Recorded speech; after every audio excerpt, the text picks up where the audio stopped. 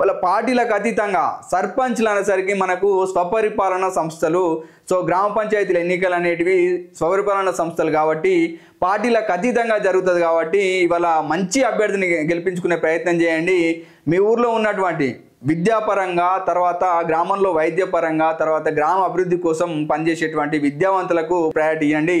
ఇవాళ చాలామంది కూడా మాట్లాడుతూ ఉంటారు, ఏమని చదువుకున్నోళ్ళే అభివృద్ధి చేస్తారా, చదువుకున్నోళ్ళు చేయరా అని. ఇవాళ చదువుకున్నోళ్ళు ఇవాళ విద్య మీద, అవకాశాల మీద, అంటే ఉద్యోగాల మీద, విద్య మీద అవగాహన ఉంటుంది వాళ్ళకి. కాబట్టి కనీసం పిల్లలు చదువుకుంటే వాళ్ళకి హైదరాబాద్లో ఎక్కడ కోచింగ్ తీసుకోవాలి, లేకపోతే 10th అయిపోయిన తర్వాత, ఇంటర్ అయిపోయిన తర్వాత ఏం చేయాలనేది గైడ్ చేయగలుగుతారు. అదే చదువురాని వాళ్ళు అయితే కేవలం ఆ రోడ్లకు ఏదైతే మన కాంట్రాక్ట్లు వస్తాయో ఆ రోడ్ కాంట్రాక్ట్ చేయడము, లేకపోతే ఆ చెట్ల కాంట్రాక్ట్లు చేయడము, లేకపోతే ఇక పిచికారి మందని చిన్న చిన్న ఊరిని శుభ్రం చేసే ఈ చిన్న చిన్న పనులు తప్ప వాళ్ళు ఎడ్యుకేషన్ని అభివృద్ధి చేసే పరిస్థితి ఉండదు.